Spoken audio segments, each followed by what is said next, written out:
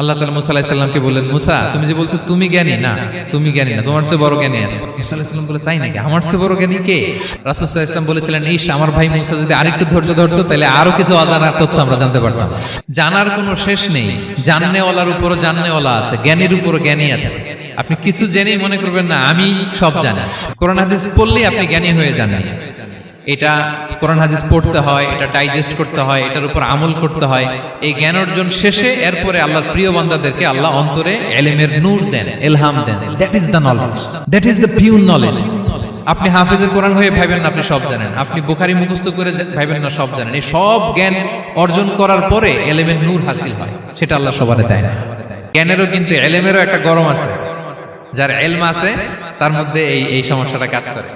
সেটার জন্য আল্লাহ তাআলা মুসা আলাইহিস সালাম, খিজির আলাইহিস সালামের ঘটনা বলেন। আমি খুব সংক্ষেপে বলবো, সময় কম। মুসা আলাইহিস সালাম হচ্ছে বনি ইসরাইলের নবী, আর খিজির আলাইহিস সালাম কেউ বলেছেন নবী, কেউ বলেছেন আল্লাহর ওলি। আসলে আরবিতে ওনার নাম খদির, আমরা বাংলায় বলি খিজির। খদির মানে সবুজ। উনি যে কোনো জায়গায় বসলে ওখানে মরা গাছ লতা পাতা এগুলো সবুজ হয়ে যেত। অনুর্বর এলাকার উপর দিয়ে হেঁটে গেলে ওটা উর্বর হয়ে যেত। তো মুসা আলাইহিস সালাম একবার ওয়াজ করতেছেন এইভাবে বনি ইসরাইলের সামনে, খুতবা দিচ্ছেন। হঠাৎ এক লোক দাঁড়ায় বলে, ইয়া নবী আল্লাহ, মান আ'লামু ফিল আরদ, বর্তমান পৃথিবীতে সবচেয়ে জ্ঞানী কে? মুসা আলাইহিস সালাম বললেন, ফাকালা আনা, আমি। কি বললেন? উনি আসলে ভুল কিছু বলেন নাই, কারণ প্রত্যেক জামানার নবীকেই আল্লাহ তাআলা সবচেয়ে বেশি জ্ঞান দিয়ে পাঠান, কারণ তার কাছে ওহীর জ্ঞান আসে, অদৃশ্যের খবর আসে, ইলমুল গায়ব আসে। কিন্তু এই উত্তরটা আল্লাহ তাআলার পছন্দ হয় না। আল্লাহ তাআলা চাচ্ছিলেন মুসা যদি বলতো আল্লাহ তাআলাই জানে কে জ্ঞানী বা আল্লাহই সবচেয়ে জ্ঞানী, এরকম হলে ভালো হতো। কিন্তু মুসা আলাইহিস সালাম কি বলছে? আমি। একজন প্রশ্ন করলো সবচেয়ে বড় জ্ঞানী কে? উনি কি বললেন? আমি। এই যে আমি এটাতে ঝামেলা আছে। আমি বড়, আমি জানি, আমি সব। This is problematic. আল্লাহ এটা পছন্দ করলেন না। আল্লাহ তাআলা মুসা আলাইহিস সালামকে বললেন, মুসা তুমি যে বলছো তুমি জ্ঞানী, না তুমি জ্ঞানী না, তোমার চেয়ে বড় জ্ঞানী আছে। মুসা আলাইহিস সালাম বলে, তাই নাকি? আমার চেয়ে বড় জ্ঞানী কে? তো আল্লাহ তাআলা বললেন, ইযহাব ইলা মাজমাইল বাহরাইন, দুই সাগর বা দুই নদীর মিলনস্থলে যাও, ওখানে আমার এক বান্দা আছে তোমার চেয়েও জ্ঞানী। মুসা আলাইহিস সালাম বললেন, তাই নাকি? তো আল্লাহ আমি কিভাবে চিনব উনি কোথায় থাকে, কিভাবে বুঝবো? আল্লাহ বললেন, একটা বড় মাছ নাও, এটাকে ফ্রাই করো, এটাকে ফ্রাই করে একটা ঝুড়ির ভেতরে নাও, যেখানে এই মাছটা সাগরে ঢুকে যাবে ওখানে আমার বান্দাকে পাবে। তো উনি ওনার সহযোগী ইউশা ইবনে নুনকে নিয়ে হাঁটতে লাগলেন। হাঁটতে হাঁটতে এক জায়গায় ক্লান্ত হয়ে পাথরের পাশে বিশ্রাম নিলেন। ওই পাথর থেকে আবার এক ধরনের পানি বের হয়, এই পানিটারে বলে আবে হায়াতের পানি, মাউল হায়াত, জীবন নদীর পানি। এই পানি কোনো মৃত প্রাণী বা বস্তুর গায়ে লাগলে ওটা জীবিত হয়ে যায়। তো ওনারা পাথরে হেলান দিয়ে বিশ্রাম নিচ্ছিলেন। ওই পানি ওই ফ্রাই করা মাছের গায়ে লাগার সাথে সাথে মাছ জীবিত হয়ে ঝুড়ি থেকে বের হয়ে সাগরে ঢুকে গেছে। ওনারা আর খেয়াল করেন না। এরপর আবার হাঁটতে লাগলেন। হাঁটতে হাঁটতে যখন ক্লান্ত শ্রান্ত, তখন বলে, এই ইউশা, আমাদের ওই মাছ ফ্রাই মাছটা দাও, এখন খাই। ঝুড়ি খুলে দেখে মাছ নাই। মাছ গেল কোথায়? তখন ইউশা বলল, হয়তো আমরা যে পাথরের ওখানে বিশ্রাম নিয়েছিলাম ওখানে আমরা মিসিং, ওখানে হারাই ফেলছি। চলো চলো, আরে ওদিকে তো যাইতে হবে আমাদের। উনি গেলেন, যে দেখে মাছ যে জীবিত হয়ে বালুর দিকে নাড়াচাড়া করতে করতে সাগরে ঢুকে গেছে, ওখানে দাগ আছে। মুসা আলাইহিস সালাম ঢুকলেন সুরঙ্গ, ঢুকে দেখে চাদর গায়ে দিয়ে এক লোক শুয়ে আছে। সালাম দিলেন, আসসালামু আলাইকুম। ওই লোক চাদর আর সরায় না, ভিতর থেকে বলতেছে, ওয়া আলাইকুম আসসালাম। তো চাদরের ভিতর থেকে উনি বলে, মান আন, তুমি কে? মুসা আলাইহিস সালাম বললেন, আনা মুসা, আমি মুসা। উনি বলেন, মুসা বনি ইসরাইল, বনি ইসরাইলের মুসা? বললেন, হ্যাঁ। কেন এসেছো? এবার চাদর খুললেন। বলতেছে, আপনার কাছ থেকে কিছু শিখতে আসছি। আল্লাহ বলছে আপনি নাকি সবচেয়ে বড় জ্ঞানী। আমি ভুল করে বলে ফেলছিলাম আমি, আল্লাহ বলছেন যে আপনি নাকি জ্ঞানী। বলতেছে, না তুমি আমার জ্ঞান নিতে পারবে না, ওই ধৈর্য শক্তি তোমার নাই। মুসা আলাইহিস সালাম বললেন যে আপনি যে কোনো শর্তে আমাকে একটু রাখেন কয়েকদিন, আপনার সাথে আমি রাজি। বললেন, না তুমি পারবে না। মুসা আলাইহিস সালাম জোর করতে লাগলেন। অবশেষে খিদির আলাইহিস সালাম রাজি হলেন। বললেন, শর্ত হচ্ছে আমি যাই করি আর না করি আমাকে কোনো প্রশ্ন করা যাবে না। মুসা আলাইহিস সালাম বললেন, ওকে। সফর শুরু হলো। সামনে নদী, এক লোক তাদের নৌকা দিয়ে নদী পার করাই দিল। নদী পারাপারের পর খিজির আলাইহিস সালাম লাঠি দিয়ে নৌকার তলাটা ছিদ্র করে দিলেন। মুসা আলাইহিস সালাম বললেন, ইন্না লিল্লাহি, এটা আপনি কি করলেন? ওরা আমাদেরকে নদী পার করে দিল, আর যে ভাড়াটা আসছিল এটাও নিল না, আমাদেরকে সম্মান দেখালো, আপনি নৌকা ছিদ্র করে দিলেন। খিজির আলাইহিস সালাম বলছে, এই যে আমি বলছিলাম না তুমি ধৈর্য ধারণ করতে পারবো না, যাও তোমার রাস্তায় তুমি, আমার রাস্তায় আমি। মুসা আলাইহিস সালাম আবার ক্ষমা চাচ্ছেন যে আপনি আমার ক্ষমা করেন, আমি তো ভুলে গেছি, আর প্রশ্ন করবেন না। চলতে লাগলেন। হঠাৎ বাচ্চারা খেলতেছে, এক বাচ্চাকে ধরে হত্যা করলেন খিজির আলাইহিস সালাম। এবার তো মুসা আলাইহিস সালাম রেগে গেছে, আপনি করলেনটা কি? একটা নিষ্পাপ ফুলের মতো শিশুকে হত্যা করলেন। খিজির আলাইহিস সালাম বলে, এই যে আমি জানতাম যে তুমি ধৈর্য ধারণ করতে পারবে না, তোমার রাস্তা এক, আমার রাস্তা এক, যাও। এবার মুসা আলাইহিস সালাম করজোর করতেছে যে this is the last chance, একটা ফাইনাল চান্স দেন, একটা সুযোগ দেন, আর আমি প্রশ্ন করব, এটাই লাস্ট। বলেন ওকে ঠিক আছে। হাঁটতে হাঁটতে এক ইহুদি বসতির সামনে যে হাজির, দুজনই খুব ক্ষুধার্ত, খাবার চাইলো, এরা আবার কৃপণ, খাবার দিল না। তো খিজির আলাইহিস সালাম বললেন, ঠিক আছে খাবার যেটা দিচ্ছেন আমরা চলে যাই। যাওয়ার পথে দেখতেছে এই এলাকার একটা দেয়াল ভেঙে পড়ে যাবে। তিনি বললেন, মুসা চলো এটা ঠিক করে দেই।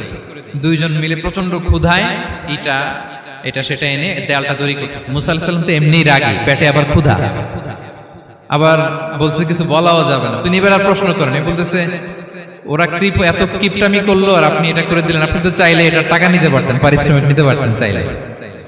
এই কথা বলার পর খিজির আলাইহিস সালাম বললেন, হাযা ফিরাকু বাইনি ওয়া বাইনি, এখানেই তোমার আর আমার সেপারেশন,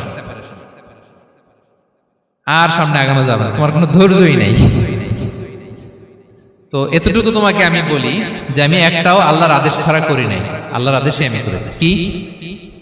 এক নম্বর হচ্ছে ওই যে আমাদের ভাড়া নিতে চাইলো না, আমাদেরকে পার করে দিল, নৌকাটা ছিদ্র করেছি কারণ এই এলাকায় একজন জালিম বাদশা আছে, সে নৌকা পেলেই গরিব মাঝিদের নৌকা সিজ করে নিয়ে যায়।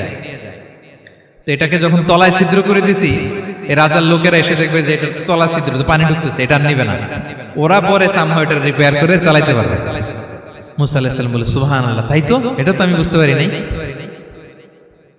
আর ওই ছোট শিশুটাকে হত্যা করছি, ও অনেক বড় জালিম হবে এলাকা, তার ফিতনায় এলাকাবাসী তটস্থ থাকবে, সে তার মা বাবাকেও জাহান্নামে নেবে। এজন্য আল্লাহ তাআলা আদেশ দিয়েছেন আমাকে, আল্লাহর আদেশে আমি তাকে হত্যা করেছি। মুসা আলাইহিস সালাম বললেন, তাই তো, এটা তো অনেক ভালো কাজ করছেন। তাইলে তো বলতেছে, তাহলে ওইটা বলেন, খাবারও দিল না, এত কৃপণ, এদের দেয়াল কেন ঠিক করতে গেলেন আপনি? তখন তিনি বললেন যে আসলে এটা একটা ইয়াতিমদের ঘর ছিল, দুইটা ইয়াতিম শিশু, তাদের বাবা মা খুব ভালো ছিল, আর এই দেয়ালের নিচে আছে গুপ্তধন, এই দেয়ালটা পড়ে যাবে, এই গুপ্তধন তারা ছোট মানুষ নিতে পারবে না, এলাকাবাসী তাদেরকে বঞ্চিত করে নিয়ে যাবে। আমি দেয়াল গড়ে দিলাম যাতে করে তারা যখন প্রাপ্তবয়স্ক হয় নিজেদের সম্পদ নিজেরা বুঝে নিতে পারে। সুবহানাল্লাহ ওয়া বিহামদিহি। মুসা আলাইহিস সালাম বলে, তাই তো, এগুলো তো আমি বুঝতে পারি নাই। তো এই ছিল খুব সংক্ষিপ্ত পরিসরে মুসা আলাইহিস সালাম খিজির আলাইহিস সালামের ঘটনা। তো রাসূল সাল্লাল্লাহু আলাইহি ওয়াসাল্লাম বুখারীতে একটা চমৎকার কথা বলেছেন, তিনি বলেছিলেন, ওয়াদিদনা আন্না মুসা সাবার হাত্তা ইউকাসসা আলাইনা মিন আমরিহিমা। রাসূল সাল্লাল্লাহু আলাইহি ওয়াসাল্লাম বলেছিলেন, ইস, আমার ভাই মুসা যদি আরেকটু ধৈর্য ধরতো তাহলে আরো কিছু অজানা তথ্য আমরা জানতে পারতাম। এখান থেকে, এই ঘটনা থেকে আমরা কি শিখলাম? প্রথম যেটা আমরা শিখলাম, জ্ঞান নিয়ে বড়াই করতে নেই, ঠিক কিনা? জানার কোনো শেষ নেই, জাননেওয়ালার উপরও জাননেওয়ালা আছে, জ্ঞানীর উপরও জ্ঞানী আছে। আপনি কিছু জেনেই মনে করবেন না আমি সব জানি, আপনার চাইতেও বেশি জ্ঞানী অনেকে আছে। অনেক সময় বক্তার চাইতেও শ্রোতারা অনেক জ্ঞানী। হয়তো এখানে এমন অনেক জ্ঞানী লোক আছে যার ধারে কাছেও আমরা কেউ নেই, হতে পারে। সো আমি সব জানি, এটা ভুল, এটা শয়তান বলে। এটা কে বলে? শয়তান বলে। আবু নাওয়াস একটা কবিতা লিখেছেন, ওয়াকুল লিমান ইয়াদঈ ফিল ইলমি ফালসাফাতান হাবাসতা শাইআন ওয়া গাবাত আনকা আশিয়াউ। কেউ যদি বলে আমি সব জানি, তুমি তাকে বৃদ্ধাঙ্গুলি দেখিয়ে বলো আপনি কিছুই জানেন না, আপনি অল্প কিছু জেনেছেন, জানার এখনো অনেক বাকি। তাহলে মুসা আলাইহিস সালামের এই ঘটনা জিজ্ঞেস করা হলো, কে জ্ঞানী? উনি বললেন, আমি জ্ঞানী। এরকম কি আমরা কখনো বলবো? না। সবচাইতে বড় জ্ঞানী কে? ওয়া ফাওকা কুল্লি যী ইলমিন আলিম। সবচাইতে বড় জ্ঞানী আল্লাহ তাআলা। সো জ্ঞান নিয়ে আমরা অহংকার করব না। দুই নম্বর যে শিক্ষাটা আমরা পাই, ওই যে নৌকা দিয়ে পারাপার হচ্ছিল, তখন একটা চড়ুই পাখি এসে সাগরের মধ্যে মুখ দিয়েছিল। তো খিজির আলাইহিস সালাম বললেন, মুসা, তুমি কি চড়ুই পাখিটা দেখতে পাচ্ছ? হ্যাঁ, দেখতে পাচ্ছি। চড়ুই পাখিটা যে সাগরে মুখ দিলে দেখতে পাচ্ছ? হ্যাঁ, দেখতে পাচ্ছি। তখন খিজির আলাইহিস সালাম বললেন, চড়ুই পাখিটা সাগরে মুখ দিয়ে পানি খাওয়ার পরে চড়ুই পাখির ঠোঁটে বা চঞ্চুতে যতটুকু পানি লেগে আছে, এই পানিটা হচ্ছে তোমার, আমার এবং মহাবিশ্বের আমাদের সকলের জ্ঞান। আর এই মহাসাগরের সকল পানি হচ্ছে আল্লাহ তাআলার জ্ঞান। আল্লাহ তাআলা বলেছেন ওমা উতিতুম মিনাল ইলমি ইল্লা কালিলা, আমি তোমাদেরকে একেবারে অল্প জ্ঞান দিয়েছি, একেবারে অল্প। এই রহস্যে ঘেরা এই মহাবিশ্বের অনেক কিছুই আমাদের অজানা প্রিয় ভাইরা, আমরা অনেক কিছু জানি না, আমাদের এই লিমিটেড নলেজে এগুলো ধরে না, তারপর আমরা জ্ঞানের বড়াই করি। আপনারা উপমাটা বুঝতে পারছেন? একটা নৌকা থেকে চড়ুই পাখি ঠোঁট দিয়ে পানি খাচ্ছে, পানি খাওয়ার পরে স্বভাবতই চড়ুই পাখির ঠোঁটে একটু পানি তো লাগবে। খিজির বললেন যে এই পানিটা হচ্ছে তোমার আমার পৃথিবীর সবার জ্ঞান, আর এই সাগরের বাকি পানিগুলো কার জ্ঞান? এবার বুঝতে পারছেন আল্লাহ তাআলার জ্ঞানের পরিধি। আমরা জ্ঞান নিয়ে যেন কখনো কি না করি, বড়াই না করি। জ্ঞান দুই ধরনের, একটা বাহ্যিক জ্ঞান, একটা অন্তর্নিহিত জ্ঞান। External knowledge, internal knowledge. আমরা যখন কোরআন হাদিস পড়ি আমাদের বাহ্যিক জ্ঞান অর্জন হয়। কোরআন হাদিস পড়লেই আপনি জ্ঞানী হয়ে যান। এটা কোরআন হাদিস পড়তে হয়, এটা ডাইজেস্ট করতে হয়, এটার উপর আমল করতে হয়। এই জ্ঞান অর্জন শেষে এরপরে আল্লাহর প্রিয় বান্দাদেরকে আল্লাহ অন্তরে ইলমের নূর দেন, ইলহাম দেন। That is the knowledge, that is the pure knowledge. আপনি হাফেজে কোরআন হয়ে ভাবেন না আপনি সব জানেন, আপনি বুখারী মুখস্থ করে ভাবেন না সব জানেন। এই সব জ্ঞান অর্জন করার পরে ইলমের নূর হাসিল হয়, সেটা আল্লাহ সবারে দেয় না। সো এই অন্তর্নিহিত জ্ঞান, দূরদৃষ্টি, farsightedness, that is the pure knowledge. এটার জন্য বছরের পর বছর, যুগের পর যুগ সাধনা করতে হয়। সেটার জন্য এই জ্ঞান অর্জনের জন্য তিনটা জিনিস করতে হয় ইলমের নূর অর্জনের জন্য। কয়টা? এক হচ্ছে বিনয়, দুই হচ্ছে সফর, তিন হচ্ছে সবর।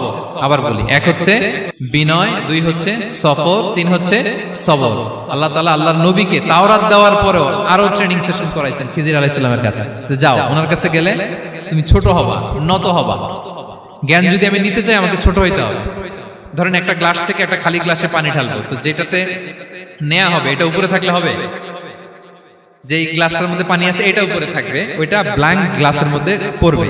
আপনি নলেজ ইলম নিতে চাইলে আপনাকে নিচে থাকতে হবে, উনি উপরে থাকবে। আপনার শায়েখ আপনাকে দিবে, আপনার উস্তাদ আপনাকে দিবে, আপনার মুর্শিদ আপনাকে দিবে। বুঝতে পেরেছেন? তাহলে আমাদেরকে হাম্বলনেস লাগবে। শিখতে হইলে হাম্বল হইতে হয়, বিনয়ী হইতে হয়। আচ্ছা, দুই নাম্বার সফর করতে হয়। এটা আল্লাহ মুসা আলাইহিস সালামকে দিয়ে করাইছেন, যাও পিছে পিছে উস্তাদের পিছে পিছে ঘুরো। তো এজন্য সফর করতে হয়। এখন ঘরে বসে অনেক কিছু জানা গেল, উস্তাদের সান্নিধ্য লাগে, সফর করতে হয়। আমাদের ক্লাসিক আলেমরা হাদিস কালেকশনের জন্য শহরকে শহর সফর করতেন। এখনো আমাদের আলেমরা দেওবন্দে যায়, মিশরে যায়, মদিনায় যায়। এখানকার মালয়েশিয়ান স্টুডেন্টরাও দেশে বিদেশে যে নলেজ অর্জন করে। সফর আপনাকে লাগবে। তাহলে বিনয়, সফর, তিন নম্বরে কি? সবর। ধৈর্যশীল হইতে হবে। দেখেন মুসা আলাইহিস সালাম বারবার প্রশ্ন করে ফেলতেছেন, বারবার ওয়াদা ভঙ্গ করতেছেন। এরকম করলে হবে না, ধৈর্য লাগবে। ধৈর্যের বলে বলিয়ান হলে তখনই আপনার মধ্যে ইলম আসবে।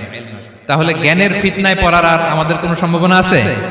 আমরা বিনয়ী হব, আমরা জ্ঞান আল্লাহর দিকে ফিরাই দেব। আমরা বলবো উনি সবচেয়ে ভালো জানেন। পারা যাবে তো ইনশাআল্লাহ?